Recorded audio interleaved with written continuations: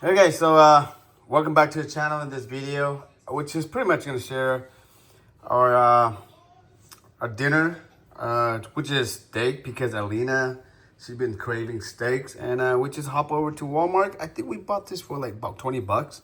It's a rib eyes, 2 pieces USDA. And to marinate it, we did something really not hard at all.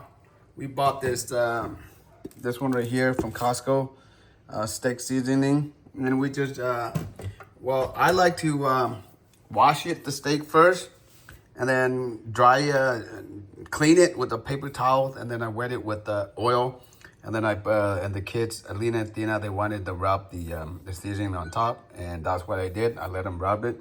And we're gonna let it sit here for, I say, about a good 45 minutes to an hour. And then we're gonna start the cooking with the pan. Thì, sau khi 45 phút, cái steak thì nó sẽ trở thành như vậy. Thì John mới vừa đập mấy tép tỏi đây.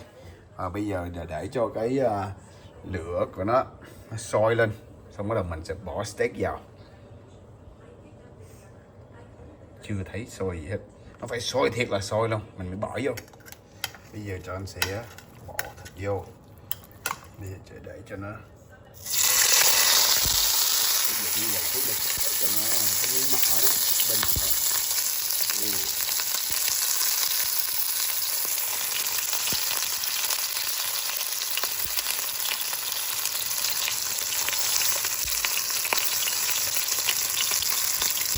Quên nữa, quên bỏ tỏi vô.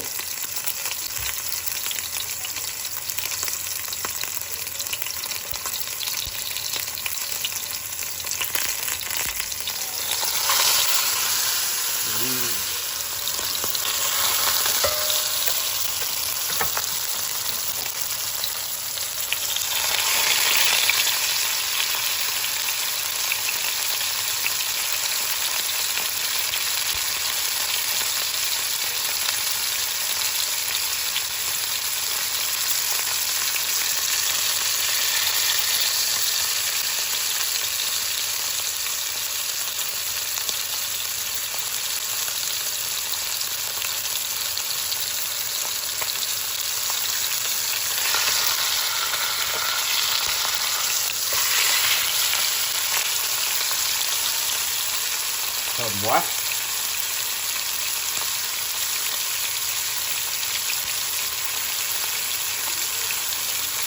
Để cái này tôi nghĩ là khoảng 2 phút, một bên là 2 phút là vừa.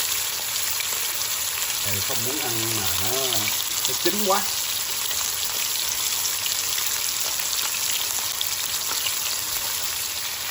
Đó, sau khoảng 2 phút thì mình cỡ thì mình thấy hai cái bên nó sẽ đẹp như vậy nè. Đó. Cái này là cái rib eye cho nên nó hơi mềm, nó hơi ngon lắm. Alina, con ăn steak có ngon không? Ngon. Đó, Alina steak đó tới vậy đó, đẹp lắm. Con Tina, ngon không con? Tina lo coi phim quá không trả lời bà luôn. How about you Aiden? How's the steak?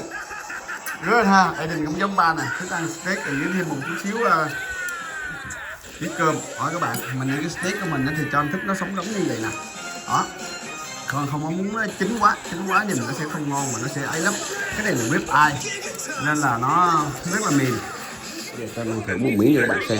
Cái miếng thịt này nó đẹp, phải nói là cái màu nó đẹp lắm. Đó, nó hường vậy đó.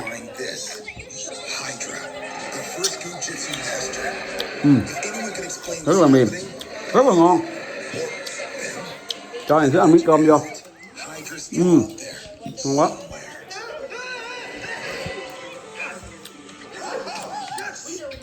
Ngon. Có một cái nước ép la nữa. Như vậy đó là cái như là nó xong cái bữa tối của mình.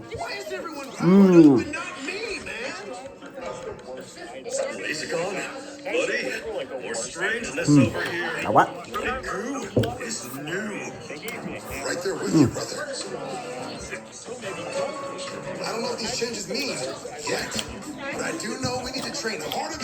Bỏ xíu tiêu vô. Tiêu vô ngon quá.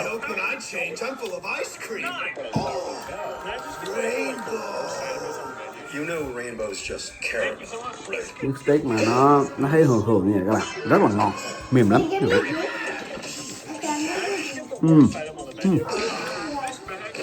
Mềm quá, ngon.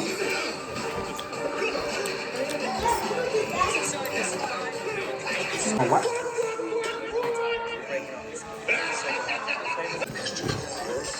Để lấy thêm một miếng mấy miếng dưa leo nữa. Ngon quá.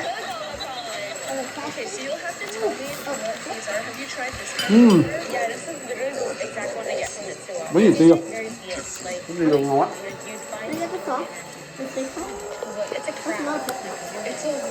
Tôi hết đất rồi. Steak sauce này không? Ăn cái miếng dưa leo.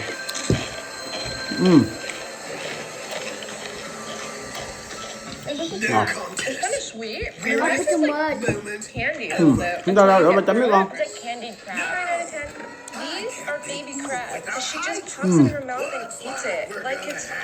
Ngon.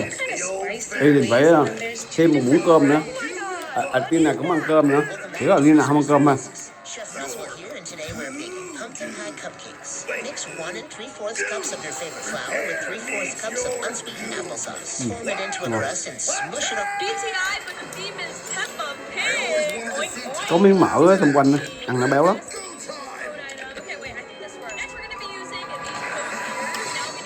Cái này hào cơm kìa.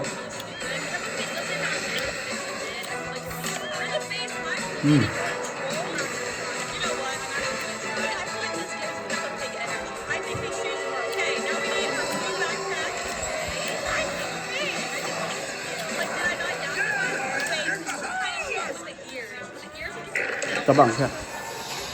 Alina là thích ăn steak của ba làm đúng không con hả? Ngon ha.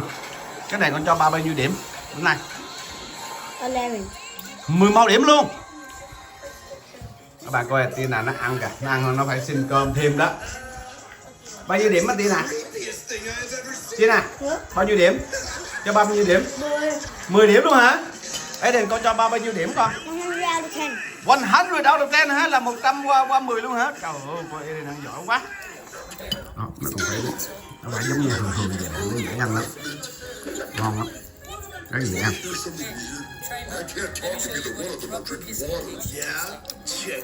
Ngon quá.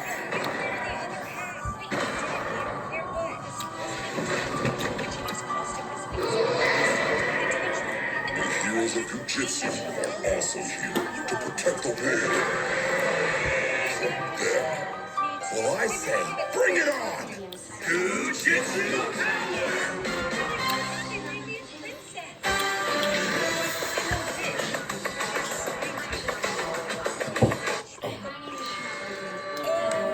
Let the first Heroes of Jiu-Jitsu Gurigami competition begin!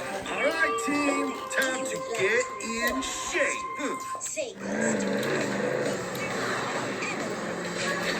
Can you believe this slam in action? The Underground Grand Prix is where all the awesome lives. I feel the need to drive you meltingly fast. Cái miếng này mua Walmart đó, nó cũng rẻ mà. Hai miếng có 20 à. Mà nhớ lấy cái prime rib á của USDA á nên nó vẫn đẹp. Ngon lắm.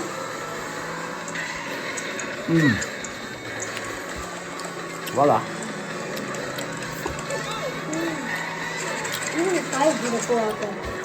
Cảm ơn các bạn đã xem video.